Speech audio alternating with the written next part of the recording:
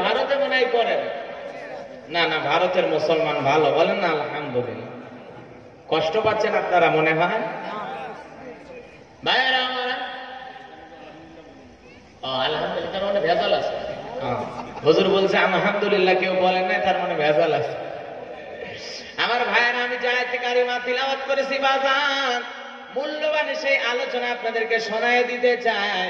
এজন্য বিশ্ব নবীর মতো আদর্শ নিজের দেহের ভিতরে কায়েম করা লাগবে, বাস্তব জীবনে সেইভাবে দেখে দেখে আমল করা লাগবে। কাউকে ধিক্কার মাইরা, কারোর সাথে অহংকার কইরা, মারামারি কাটাকাটি হানাহানি কইরা সমাজের মধ্যে শান্তি আনা যায় না। উত্তম ব্যবহার দিয়েও সমাজে শান্তি কায়েম করা যায়। কথা বলেন ঠিক না বেঠি? আমার ভাইয়েরা, বিশ্ব নবীর 1 নাম্বার সাহাবী, ইসলামের 1 নাম্বার খলিফা আবু বকর সিদ্দিক রাদিয়াল্লাহু তাআলা আনহু 2 বছর 3 মাস তিনি ক্ষমতায় ছিলেন। ঈদের রাত্রিতে তিনি এশার নামাজ আদায় করে আল্লাহ রাব্বুল আলামিনের কাছে হাত তুলে প্রার্থনা করে, মাওলা, আগামীকাল আমার জনপদের মধ্যে ঈদ হবে।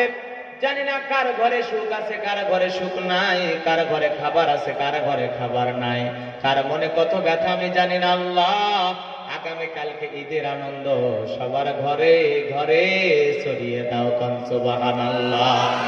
নেতা ভালো হলে জনগণের জন্য রাতের আধারে আল্লাহর কাছে দোয়া করে, আর নেতা যদি খারাপ হয় জনগণের জন্য দোয়া করা তো দূরের কথা, ঈদের আগে বিভিন্ন দেশে যাবে তাদের মার্কেট করার জন্য, বিভিন্ন কামনা বাসনা পূরণ করার জন্য। কথা বলেন। আমার ভাইরা আবু বকর বাড়িতে গেলেন, যাওয়ার পরে স্ত্রী ডেকে বলে, স্বামী আমার, আগামীকালকে ঈদ হবে, কই ভালো খাবার, কই ভালো পোশাক। আবু বকরের স্ত্রী যখন এই কথা বললো, আবু বকর ডেকে বলে, বিবি রে, যে রাজ্যের নেতা এখনো জানতে পারে নাই কার ঘরে খাবার আছে, কার ঘরে খাবার নাই, জনগণ সুখে আছে না দুঃখে আছে, সেই রাজ্যের নেতার বাড়িতে এত ঈদের আনন্দ করার কোনো প্রয়োজন নাই। এই কথা যখন বললেন, স্ত্রী ঘর থেকে কিছু জব, কিছু আটা, কিছু খেজুর সংগ্রহ করে রেখেছিলেন। আবু বকরের হাতে দিয়ে বলে, স্বামী আমার, এগুলো কোথাও বিক্রি করে হলেও ভালো খাবারের ব্যবস্থা করো, ভালো পোশাকের ব্যবস্থা করো। আবু বকর সিদ্দিক সঙ্গে সঙ্গে হাতে নিয়ে অর্থমন্ত্রী আসলামের কাছে চলে গেল। অর্থমন্ত্রী আসলামকে ডেকে বলে, এই বাইতুল মালের অর্থমন্ত্রী আসলাম, আমার বাড়িতে জব, আটা, খেজুর ছিল, এখনো যারা অভাব অনটনে আছে, দুঃখী মানুষ আছে, তাদের মাঝে এটা বিতরণ করে দাও, বন্টন করে দাও। কোন সুবহানাল্লাহ। কেমন আদর্শ ইসলামী নেতাদের, কেমন স্বভাব চরিত্র তাদের ছিল। আবু বকর একদিন আসরে নামাজ আদায় করে মদিনার অলিতে গলিতে হাঁটে, তাকায় দেখে একটা বুড়ি মহিলা কান্দের ভিতরে একটা বোঝা নিয়ে বহন করে যেতে কষ্ট হয়। আবু বকর পেছন দিয়ে ডাক দেয়, বলে, বুড়ি মা, কই যাবেন গো মা, একটু দাঁড়ান। কাছাকাছি চলে গেল। বুড়ি মহিলা ডেকে বলে, বাবা, সময় বড় কম, আমাকে যেতে হবে অনেক দূরের পথ। বলে, কই যাবেন মা? বলে, ওই যে জঙ্গল দেখা যায় বাবা, ওই জঙ্গলের ভিতরে আমার একটা কুঠির ঘর আছে, ওখানে আমি বসবাস করি। আবু বকর ডেকে বলে, মা, যদি মনে কিছু না নেন মা, ওই টুকলাটা আমারে দেন, এটা বহন করে আপনার যেতে বড় কষ্ট হয়। আপনার কোজ হেলে গেছে মহিলার, কোজ হেলে গেছে মহিলার, একটা মানুষ 3টা হয়ে গেছে, মাথা নিচু করে পথ চলে। মহিলার টুকলাটা 1 নাম্বার খলিফার মাথায় মহিলার বাড়ি পর্যন্ত পৌঁছায় দেওয়ার পরে জিজ্ঞাসা করে, মা, দুনিয়াতে আপনার কে কে আছে? মহিলা 2টা চোখের পানি ছেড়ে দিয়ে বলে, বাবা, দুনিয়াতে আমার স্বামী নাই, সন্তান নাই, আল্লাহ ছাড়া দুনিয়াতে আমি দুঃখীর কেউ নাই, কেউ নাই। আবু বকর ডেকে বলে, মা, কিভাবে আপনার দিনকাল চলে? দেখে বলে, বাবা, মানুষের বাড়ি বাড়ি গিয়ে, মানুষের দাঁড়ে দাঁড়ে গিয়ে, মানুষের বাড়িতে বাড়িতে গিয়ে সওয়াল করি, ভিক্ষা চাই, মানুষ কেউ দেয় কেউ দেয় না, যতটুকু পাই ততটুকু খাই, না পাইলে না খাইয়া থাকি। আবু বকর দেখে বলে, মা, মনে করবেন আমি আপনার ছেলের মতো, আমার নাম হলো আব্দুল্লাহ। ও মা, আগামীকাল থেকে আর আপনি ভিক্ষা করতে যাবেন না, 3 বেলা আপনার বাড়িতে খাবার পৌঁছে দেওয়ার দায়িত্ব আমার। মহিলা দেখে বলে, বাবা তুমি কেন এত কষ্ট আমার জন্য করবা? আবু বকর নিজের পরিচয় গোপন করে বলে, মা যদি আপনার সন্তান বেঁচে থাকলো সে কি করতো না? ঠিক আছে বাবা, ঠিক আছে, তুমি যদি এটা করো আমি 3 বেলা খাবার খাবো আর আমার আল্লাহকে বেশি বেশি করে সিজদা দেব। কম সুবহানাল্লাহ। এইবার প্রতিদিন খাবার পৌঁছায় দেয় আবু বকর। ইসলামী নেতাদের আদর্শ কেমন ভালো, একটা বুড়ি মহিলা না খেয়ে থাকে তার খবরও নাই। আর আমাদের বিশ্বের অনেক নেতা আছে গো, বিকলাঙ্গ প্রতিবন্ধী মানুষ অসহায় অবস্থায় রাস্তাঘাটে পড়ে থাকে। কত মানুষের খাবার নাই, কত মানুষের বাড়ি নাই। নেতা বলে বাড়ি করে দেব, জায়গা জমি করে দেব। নির্বাচনের আগে অনেক প্রতিশ্রুতি দিলেও বাস্তবে সেগুলো পূরণ করে না। কথা ঠিক না বেঠি? আমার ভাইরা যে কথা বলতে চায় বাজার, গভীর মনোযোগ দিয়ে শুনবেন। একদিন বুড়ি মহিলার শরীরে প্রচন্ড জ্বর, মহিলা বিছানার ভিতরে পাতলা পায়খানা করেছে। আবু বকর ডেকে বলে, মা দরজা খুলে দাও। মহিলা ডেকে বলে, না না বাবা, দরজা খুলতে পারবো না, আজকে আমার শরীরের অবস্থাও ভালো না, পাতলা পায়খানা করে বিছানা মেখে ফেলেছি বাবা, ঘরের ভিতরে বড় দুর্গন্ধ, আজকে খাবার না দিয়ে তুমি ফিরে যাও। আবু বকর দেখে বলে, মা আপনি কি বলেন? আপনি অসুস্থ, আপনাকে আমি ফেলায় দেবো? মা তা তো হয় না মা, অনুরোধ করি মা দরজাটা খুলে দেন, খাবার গ্রহণ করেন। অসুস্থ মানুষ খাবার না খেলে আরো বেশি অসুস্থ হবেন। কি যে মায়া গো আমার ভাইয়েরা! মহিলা অনুরোধ শোনার পরে দরজা খুলে দিল।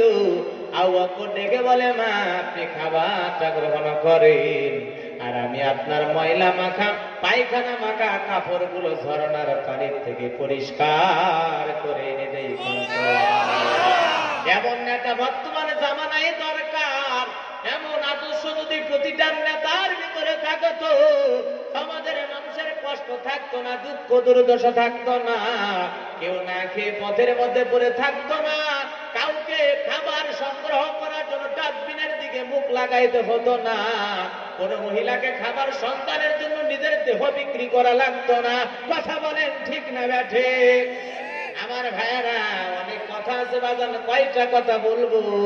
যেই কথাই বলতে চাই শুধু কথাই বেড়ে যাবে, কিন্তু আমার মূল আলোচনায় যাওয়া লাগবে। খারাপ লাগে বুঝি বাজান? খারাপ লাগে কি? কথা বোঝেন না? মানে খারাপ লাগে?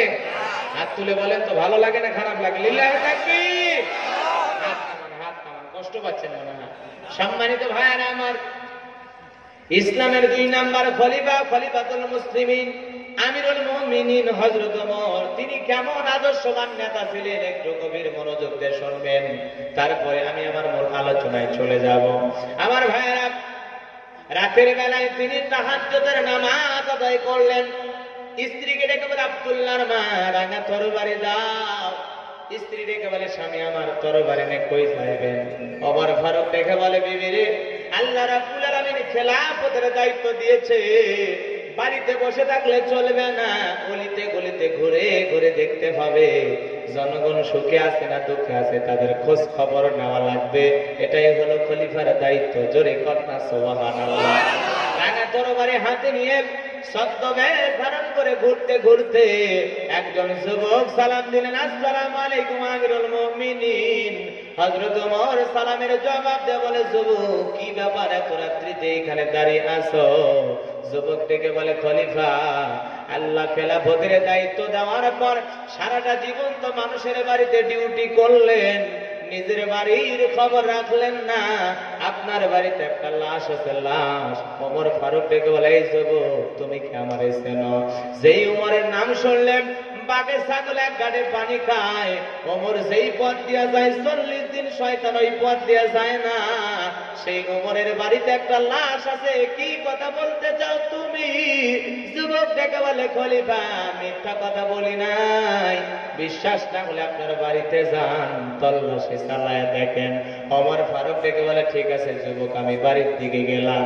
আমার ভাইরা, যুবক পিছন দিয়ে ডাকতে বলে, খলিফা ওই লাশের আসামি যদি খুঁজে না পান, চিঠির একটা দেখবেন, ওই যে প্যাকেটের ভিতরে একটা চিঠি লেখা আছে, চিঠি লেখা আছে, ওই চিঠিতে সামান্য হলে হত্যাকারী সম্বন্ধে তথ্য দেওয়া আছে। আমার ভাইরা, এইবারে খলিফাতুল মুসলিমিন আমিরুল মুমিনিন হযরত ওমর বাড়িতে চলে গেল, পুরো বাড়ির লোকজনকে তল্লাশি চালানোর জন্য বলল। তল্লাশি চালাইতে চালাইতে একটা রক্তাক্ত প্যাকেট নিয়ে সবাই হাজির হয়ে গেল। ওমর ফারুক দেখে বলে, প্যাকেটটা খোলো তো দেখি। প্যাকেটটা যখন খোলা হলো, খলিফা তাকায় দেখে, আহারে, এক নয় দুই নয়, একটা ছোট্ট শিশুকে কে যেন হত্যা করে 12টা টুকরো করেছে। জোরে কন্যা নাউজুবিল্লাহ, আরো জোরে কন্যা নাউজুবিল্লাহ।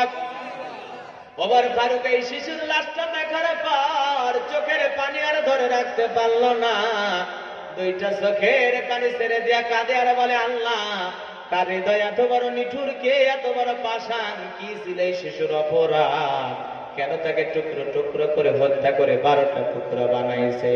তাহলে নেতা যদি ভালো হয়, জনগণের দুঃখ দেখার পর কান্দে, চোখে পানি আসে।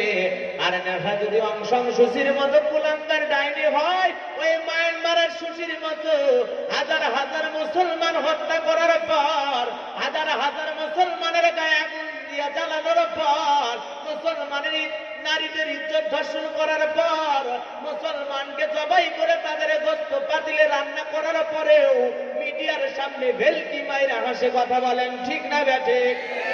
আমার ভাইরা, এই জন্য পৃথিবীর দিকে তাকান, অনেক দেশে মুসলমানদের উপর জুলুম করে এরকম জালেম নেতা আছে না নাই? কি ছিল অপরাধ নিউজিল্যান্ডের মুসলমান ভাইদের? কি অপরাধে তাদেরকে হত্যা করলো? কেন হত্যা করলো?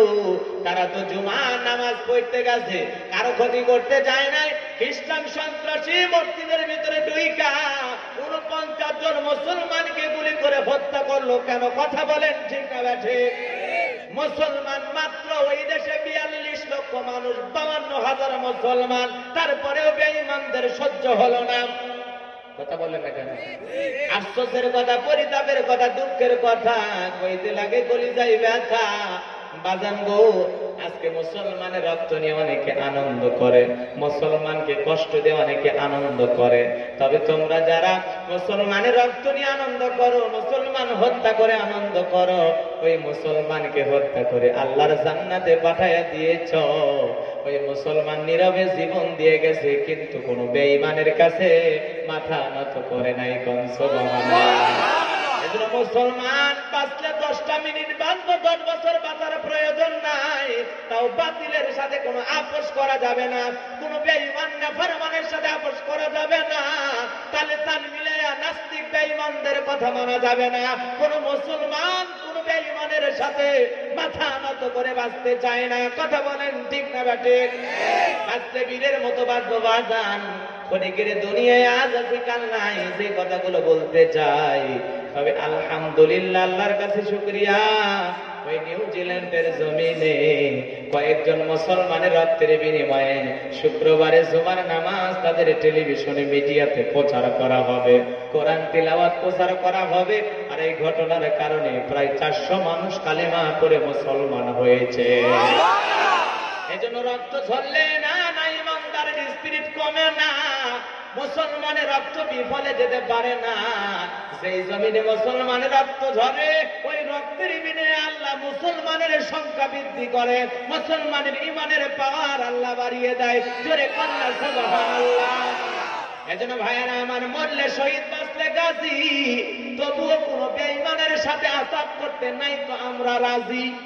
কথা কি বোঝেন না? নাকি বেজার হচ্ছে? আমার ভাইয়েরা গভীর মনোযোগ দিয়ে শোনাবেন। ওমর ফারুকের 2টা চোখে পানি চলে আসলো, বলে, প্যাকেটটা খোঁজো, কিছু পাওয়া যায় কিনা। খুঁজতে খুঁজতে প্যাকেটের ভিতরে একটা চিঠি পাওয়া গেল। চিঠির ভিতরে 2টা লাইন কথা লেখা আছে। খলিফা এবার জানতে চাই, এই সন্তান কার, কে হত্যা করলো, কেন হত্যা করলো, এর জন্ম বৈধ পন্থে নাকি অবৈধ পন্থে, কার সন্তান, কি কারণে হত্যা করা হলো, কি ছিল এই শিশুর অপরাধ। আর চিঠির ভিতরে 2টা লাইন কি কথা লেখা আছে? ওমর ফারুক এই 12 টুকরা লাশের বিচার করতে চায়। আমি যদি আপনাদের সামনে পুরো ঘটনাটা বলতে যাই, যদি সময় আধা ঘন্টা লাগে, আপনারা কি শুনবেন? এই 12 টুকরা লাশ কেন হলো, এই শিশুটার কি অপরাধ, এর মা বাবাকে কেন হত্যা করলো, কি অপরাধ, চিঠির ভিতরে 2টা কথা কি লেখা আছে, কারা কারা শুনবেন? 2 হাত তুলে দেখান তো বাজান। লিল্লাহি তাকবীর, লিল্লাহি তাকবীর। হাত নামান কষ্ট পাচ্ছেন? আমার ভাইয়েরা, অবশ্যই আমি আলোচনা করব। ইসলামের 4 নাম্বার খলিফা নাম তার হযরত আলী। তার যেমন একজন যুবক কাঁদতে কাঁদতে হযরত আলীর দরবারে হাজির হয়ে গেল। যুবকের চোখে পানি দেখার পর আলী জিজ্ঞাসা করে, যুবক কি হয়েছে, কেন তুমি কাঁদো? যুবক থেকে বলে, খলিফা, আমার মা আমার সন্তান বলে স্বীকার করে না, মা আমার অস্বীকার করে। আপনি একটু আমার মা আর আমার মধ্যে মীমাংসা করে দেন। যুবক রে, তোমার মা থাকে কোথায়? সন্ধান করে হযরত আলী ওই মহিলাকে গ্রেফতার করে খলিফার দরবারে নিয়ে এসে জিজ্ঞাসা করে, মহিলা, ওই ছেলেটা তোমার কে? বলে, না, আমার ছেলে না। তোমার সাক্ষী কে কে আছে?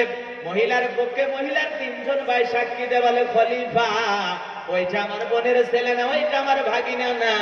এই কথা যখন বললেন, আমার ভাইয়েরা ওমর ফারুক থেকে বলে, যুবক, তোমার মা তো তোমার সন্তান বলে স্বীকার করে না। যুবককে দেখে বলে, খলিফা, এটাই আমার মা, ওই মহিলার গর্ভে আমি ছিলাম। ওমর ফারুক থেকে বলে, মহিলা সত্যি কি তোমার সন্তান না? খলিফা, একই কথা কতবার বলবো?